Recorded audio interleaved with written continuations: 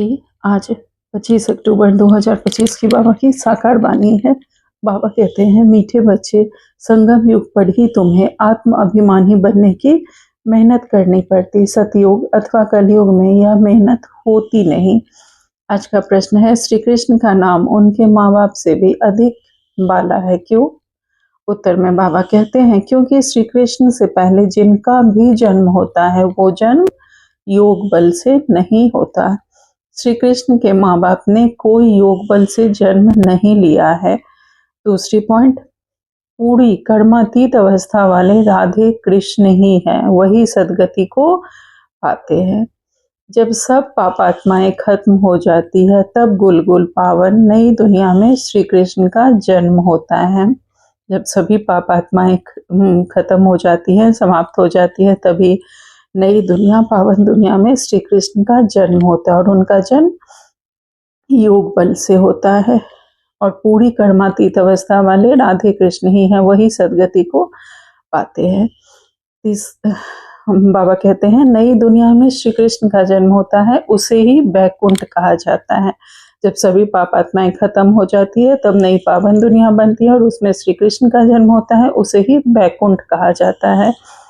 तीसरी पॉइंट में बाबा समझा रहे हैं, संगम पर श्री कृष्ण की आत्मा ने सबसे अधिक पुरुषार्थ किया है, इसलिए उनका नाम बाला है। श्री कृष्ण का नाम क्यों उनके माता पिता से भी अधिक वाला है? क्योंकि एक तो उनका जन्म योग बल से होता है, दूसरा पूरी कर्मातीत अवस्था वाले राधे कृष्ण ही होते हैं, इसीलिए वह सदगति को पाते हैं। और नई पावन दुनिया में बैकुंठ में उनका जन्म होता है और उन्होंने संगम पर सबसे अधिक पुरुषार्थ किया है, इसलिए उनका नाम बाला है।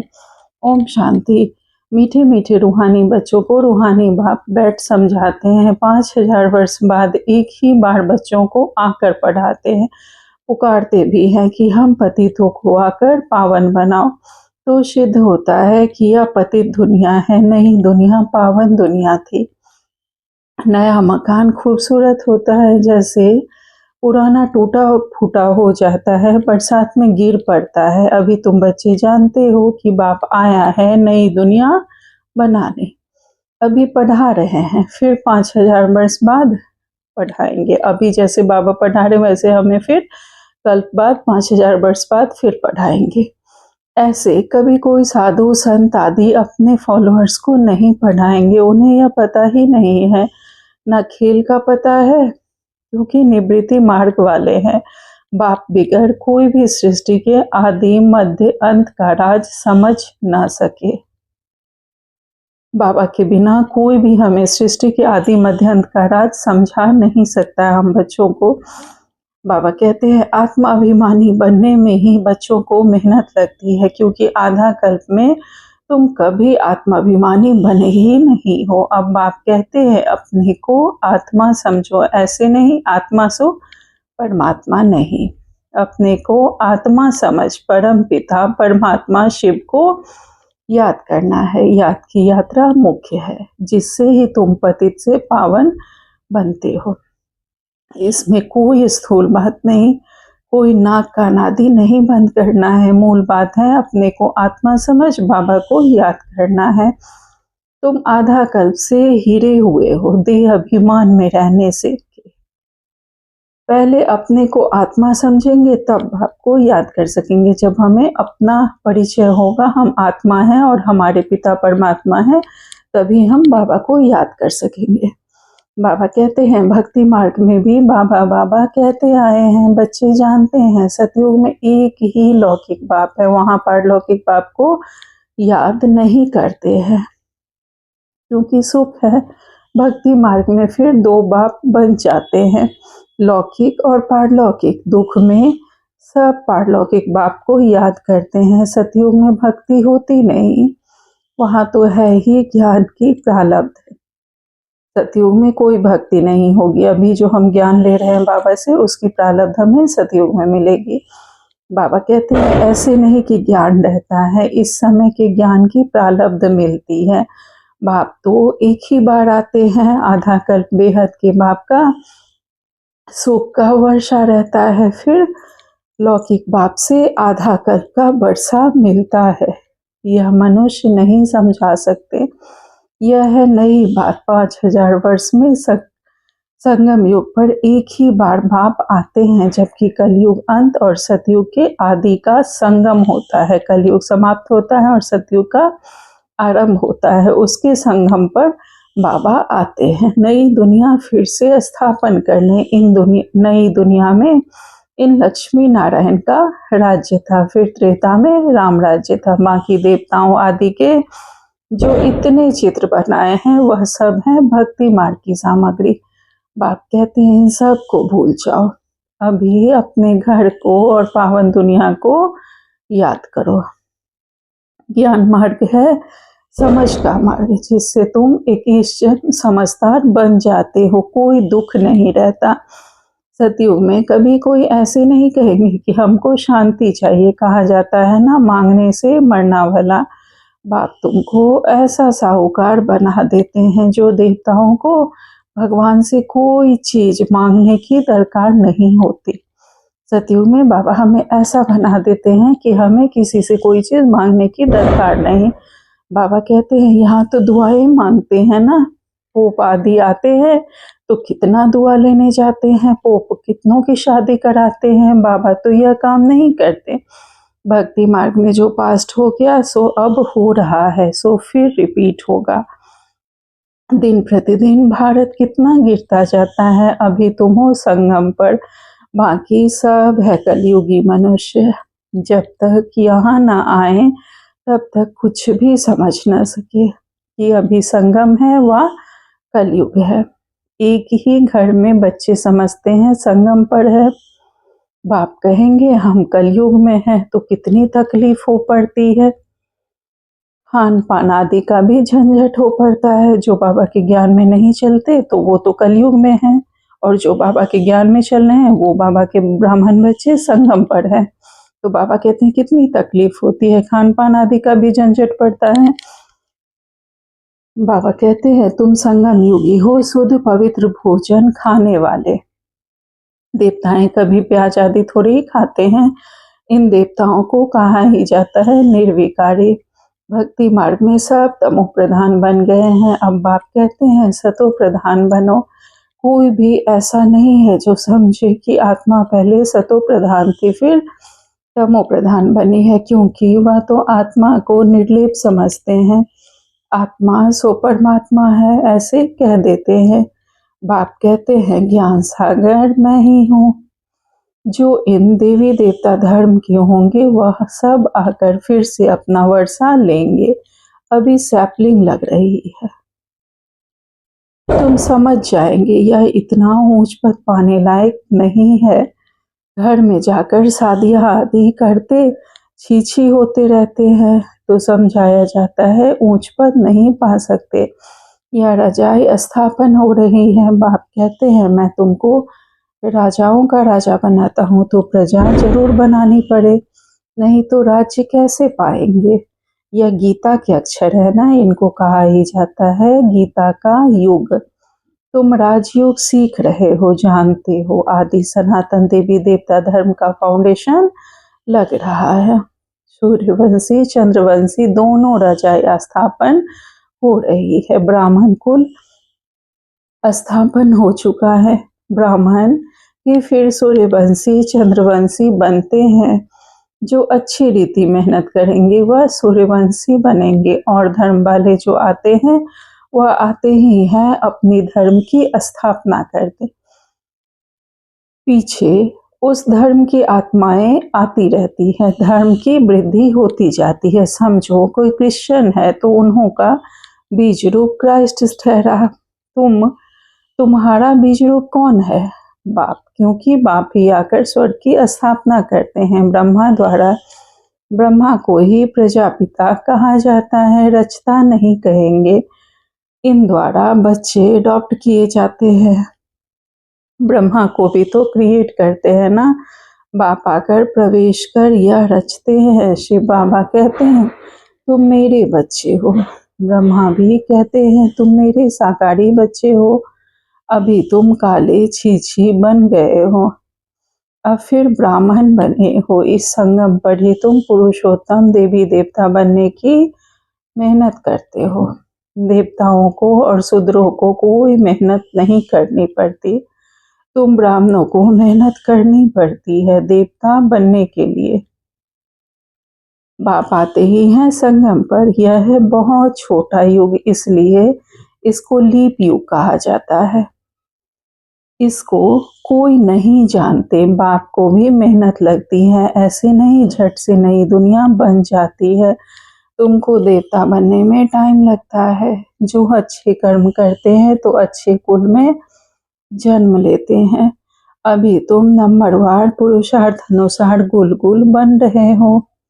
आत्मा ही बनती है। अभी तुम्हारी आत्मा अच्छे कर्म सीख रही है। आत्मा ही अच्छे व बुरे संस्कार ले जाती है। अभी तुम गुलगुल फूल बन अच्छे घर में जन्म लेते रहेंगे।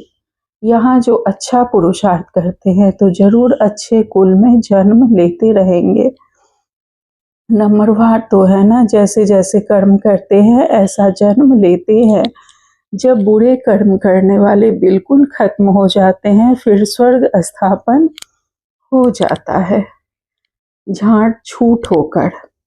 बाबा कहते हैं स्वर्ग स्थापन हो जाता है छांट छूटकर। जो बाबा के बच्चे आने वाले रहते हैं, जब बुरे कर्म करने वाले बिल्कुल खत्म हो जाते हैं, उसे हटाकर बाबा फिर स्वर्ग की स्थापना करते हैं। वो उन बच्चों को छांट छूट कर कम करके फिर बाबा स्वर्ग की स्थापना करते हैं। सतो प्रधान जो भी है वो खत्म हो जाते हैं। तमो प्रधान जो भी हैं वह खत्म हो जाते हैं और सतो प्रधान वाले रह जाते हैं। तमो प्रधान को बाबा छांट देते हैं, हटा देते हैं।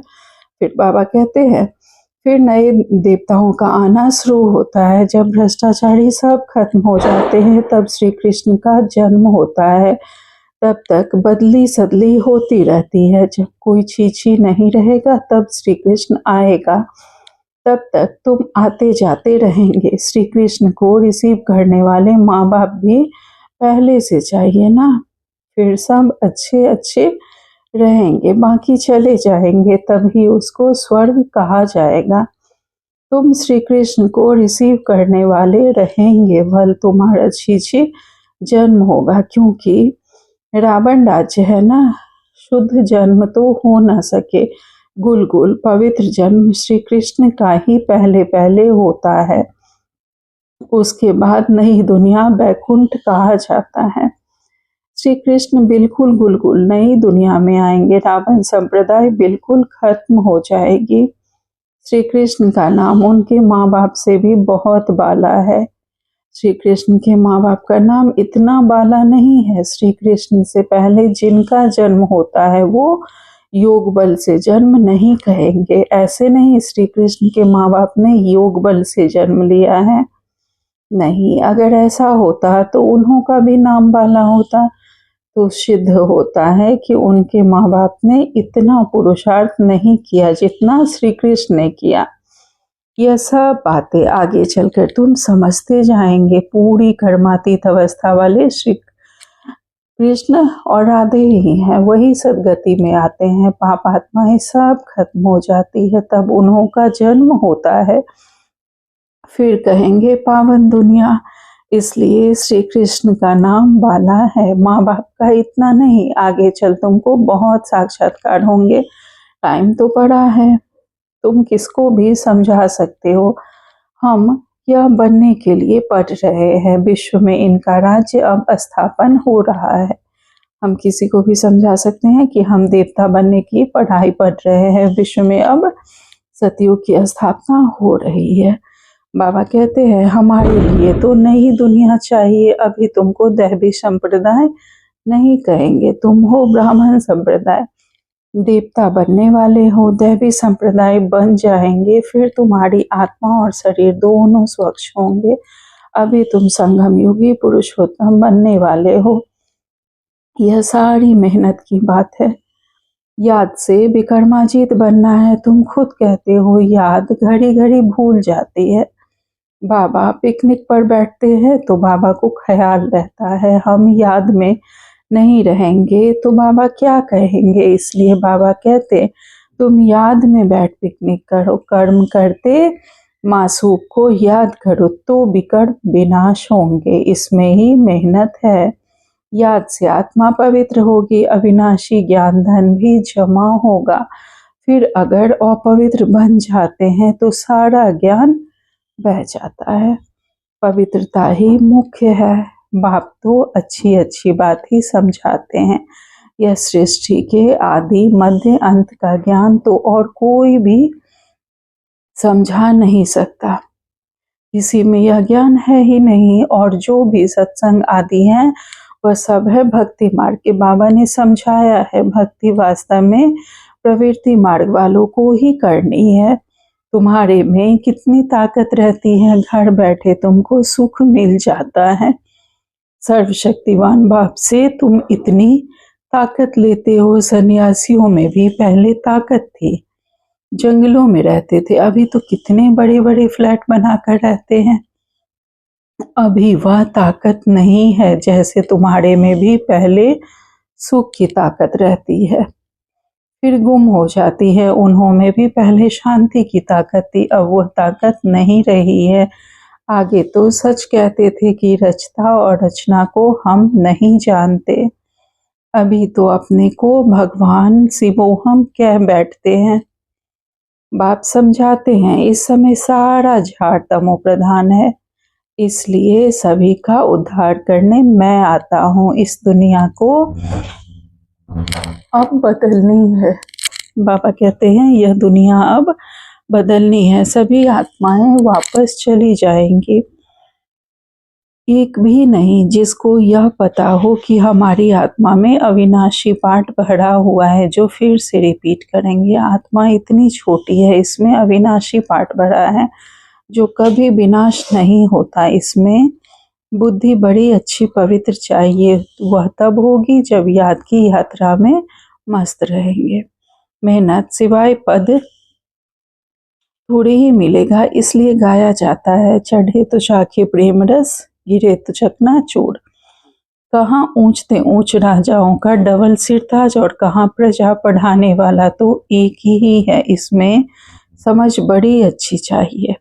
बाबा बार बार समझाते हैं याद की यात्रा मुख्य है। मैं तुमको पढ़ाकर विश्व का मालिक बनाता हूँ तो टीचर गुरु भी होगा।